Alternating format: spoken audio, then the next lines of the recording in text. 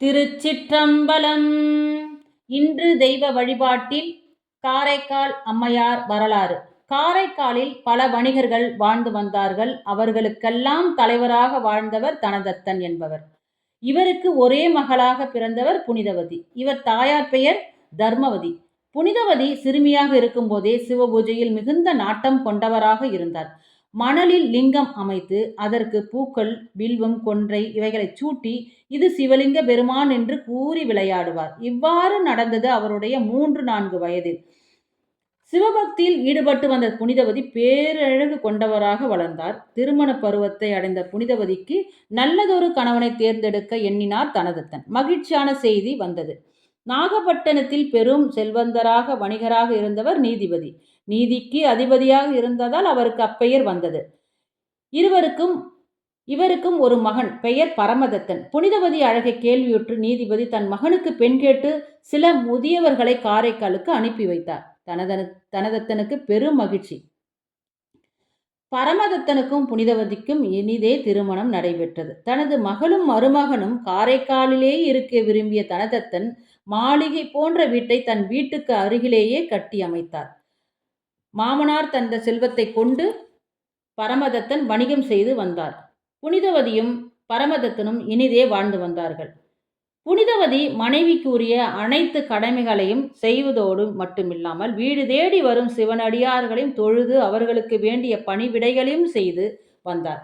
பரமதத்தன் வாணிபம் செய்து பொருள் ஈட்டுவதிலேயே மிகுந்த நாட்டம் கொண்டவராக இருந்தார். சிவ வழிபாட்டில் நாட்டம் கொண்டவராக அவர் இருக்கவில்லை.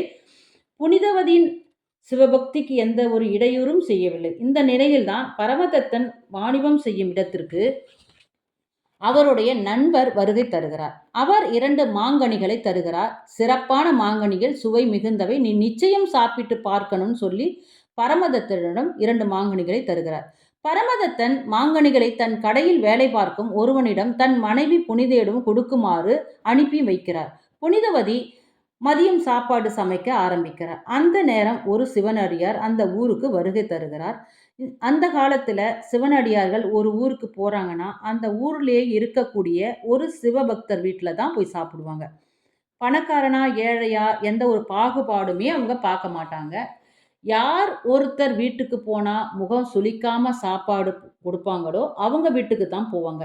அப்படி விசாரிச்சு பார்க்கும்போது நிறைய பேர் புனிதவதியார் பெயரை சொல்றாங்க. அவரும் புனிதவதியார் வீட்டுக்கு வருகை தருகிறார். புனிதவதியார் பார்த்ததும் மகிழ்ச்சி ஆயிடுறாங்க.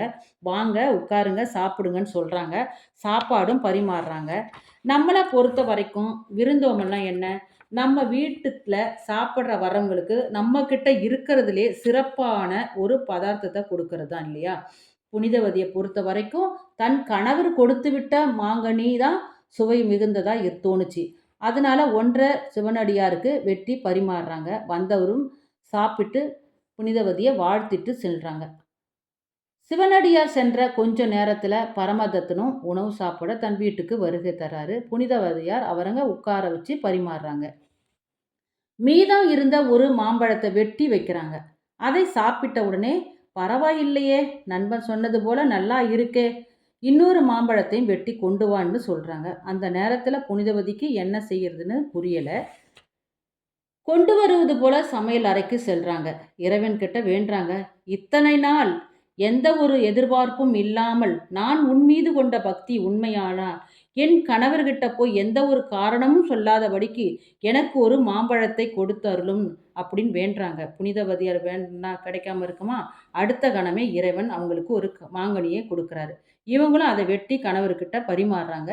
அதை சாப்பிட்ட பரமதத்தன் முகத்துல ஒரு அதிர்ச்சி. இந்த மாம்பழம் போன மாம்பழம் போல இல்லையே, அதை விட 2-3 மடங்கு சுவை அதிகமா இருக்கு.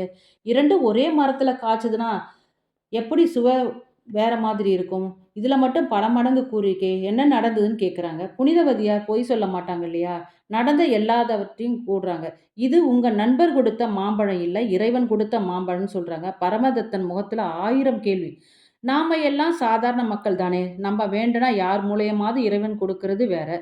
நேர்ல இறைவனே வந்து உனக்கு கொடுத்தாருன்னு சொல்றியே, என்னால எப்படி நம்ப முடியும்? இந்த அளவுக்கு பக்தி அதிகமா? அப்படின்னா ஒண்ணு பண்ணு, மறுபடியும் இறைவன் கிட்ட வேண்டு, மறுபடியும் இதே மாதிரி மாம்பழம் கொடுத்தாருன்னா பார்க்கலாம் அப்படின்னு சொல்றாரு. புனிதவதியும் கொஞ்சமும் யோசிக்காம இறைவன்கிட்ட மறுபடியும் வேண்டுறாங்க. மறுபடியும் இறைவன் மாம்பழத்த குடுக்குறாரு. இதை பார்த்த பரமதத்தன் வாயடைச்சு போயிடுறாரு. எதுவும் பேசாமல் தன்னுடைய கடைக்கு கிளம்பி போயிடுறாரு. எந்த அளவுக்கு சிவபக்தியும், எந்த அளவுக்கு தெய்வத்தன்மை உடைய பொண்ணோடையா நம்ம வாழ்ந்திருக்கோம் அப்படின்னு யோசிக்கிறாரு. ஒரு தடவைக்கு 2 தடவ மாங்கனி குடுக்குறாரு. அப்படின்னா, இப்படிப்பட்ட ஒரு பெண்ணோடயா நம்ம குடும்பம் நடத்தியிருக்கோம். இவளோட மறுபடியும் சேர்ந்து வாழ்க்கை நடத்துற தகுதி நமக்கு இருக்கா? அப்படின்னு தன்னைத்தானே கேள்வி கேட்குறாரு. இந்த இடத்துல இருந்து கிளம்பி வீட்டுக்கு போறாரு. மாமனார தனதத்தனா வரவழைக்கிறாரு. நான் கடல் வணிகம் செய்யறத ஆசைப்படுறேன். அதனால நான் இப்ப கடல் வணிகம் செய்ற குழுவோட நான் கிளம்பி போறேன் அப்படின்னு சொல்லிட்டு கிளம்புறாரு. தன்னுடைய கணவர் கடல் வணிகம் தான் செய்ய போயிருக்கிறாருன்னு இவங்க காத்துட்டு இருக்கிறாங்க. திரும்பி வந்துடுவார்ன்னு காத்துட்டு இருக்கிறாங்க. மாதங்கள் போச்சு. பல வருடங்கள் கடந்து போச்சு. பரமதத்தன் வரல. புனிதவதியார் முகமும் கவலையில நிரம்பி போச்சு. என்ன பண்றதுன்னு கவலையோடு இருக்கும் நேரத்துல தான் பாண்டிய நாட்டுக்கு சென்று திரும்பி வந்த அவருடைய உறவினர் ஒருத்தர் சொல்றாரு. பதட்டமா ஓடி வராரு. புனிதவதி, உன்னுடைய கணவரை நான் பார்த்தேன். பாண்டிய நாட்டில தான் இருக்கிறாரு. எங்க கூட வா, நான் அவர்கிட்ட சேர்த்து வைக்கிறோன்னு அப்படின்னு சொல்றாங்க. கூட்டிட்டு போறாங்க. அவங்களும் பாண்டிய நாட்டுக்கு போய் சேர்றாங்க. பரமதத்தன் இருக்கிற ஒரு தெருவுக்கு பக்கத்துல அடுத்த தெருவுலயே ஒரு மண்டபத்தை பிடிச்சி புனிதவதியார தங்க வைக்கிறாங்க. பரமதத்தனுக்கும் செய்தி சொல்லி அனுப்புறாங்க.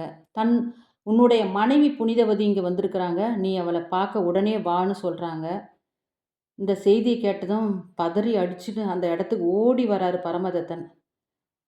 அப்பதான் தெரியுது பரமதத்தனுக்கு 2வது திருமணம் நடந்தது. புனிதவதிக்கு புரிஞ்சுக்கிறாங்க. புனிதவதிக்கு என்ன செய்யுதுன்னு தெரியல. வேக வேகமா ஓடி வந்தவங்க பரமதத்தனும் தன்னோட குடும்பத்தோடையும் புனிதவதியார் காலில் விழறாங்க. சுத்தி இருந்த எல்லாரையும் பார்த்து, நீங்க எல்லாம் நினைக்கிற மாதிரி புனிதவதியார் சாதாரண பெண்ணே இல்ல. அவங்க ஒரு சிவபக்தி உடையவங்க, தெய்வத்தன்மை வாய்ந்தவங்க. அது தெரிஞ்சுதான் அவங்கள விட்டுட்டு நான் வந்துட்டேன். இந்த பொண்ணோட என்னால குடும்பம் நடத்த முடியாதுன்னு தான் வந்துட்டேன் அப்படின்னு சொல்லிட்டு எல்லார்ட்டையும் சொல்றாரு. நான் இப்படி ஓடி வந்துட்டதுக்கு எல்லாரும் தப்பா நினைக்கிறீங்க. அதெல்லாம் கிடையாது அப்படின்னு சொல்லி எல்லார்ட்டையும் தன்னுடைய வருத்தத்தை தெரிவிக்கிறாரு. புனிதவதியார்கிட்டையும் தன்னுடைய குடும்பத்தை அறிமுகப்படுத்தி வைக்கிறாரு. புனிதவதியார் அந்த குழந்தைகிட்ட பெயரை கேட்குறாங்க. அந்த குழந்தையும் தன்னுடைய பெயர் புனிதவதின்னு சொல்லுது. புனிதவதிக்கு என்ன செய்யறதுன்னு தெரியல. என்னை திருமணம் செய்த கணவரே என்னோட வாழ முடியாதுன்னு சொல்லிட்டு காலில் விழறாரே, இந்த அளவுக்கு எனக்கு தெய்வத்தன்மை இருக்கா? தன்னைத்தானே கேள்வி கேட்குறாங்க. கணவரே காலில் விழுந்ததுக்கு அப்புறம் இந்த அழகிய பெண் உருவம் எனக்கு வேண்டாம். எனக்கு ஒரு பேய் உருவத்தை கொடுத்தருளும் இறைவான்ட்டு வேண்டுறாங்க. என்னை ஒரு பூதகணமாக மாற்றித்தான்னு சொல்லிட்டு வேண்டுறாங்க கடவுள்கிட்ட. புனிதவதியா வேண்டின அடுத்த கணமே பூதகணமாக மாற்றுறாங்க. பெண் உருவாக இருந்த புனிதவதியார் பூதகணமாக மாறியதும் நடந்தே கைலாயம் செல்றாங்க. கைலாய மலைக்கு சென்றதும் இறைவன் வாழும் புனிதமான இந்த இடத்தில் கால்பட வேணான்னு தலைகீழாக தன்னுடைய கையாலேயே அந்த கைலாயத்தை சுற்றி வராங்க. இறைவனை பார்த்து புனிதவதியை அப்பனே என்று அழைக்க இறைவன் அவங்கள பார்த்து அம்மையே என்று அழைக்கிறார். பிறவாமை வேண்டும், மீண்டும் பிறப்புண்டேல் இறைவா உன்னை மறவாமை வேண்டும், இன்னும் வேண்டும் நான் பாடி இறைவா நீ ஆடும்போது உன் அடியின் கீழ் இருக்க. திருச்சிற்றம்பலம்.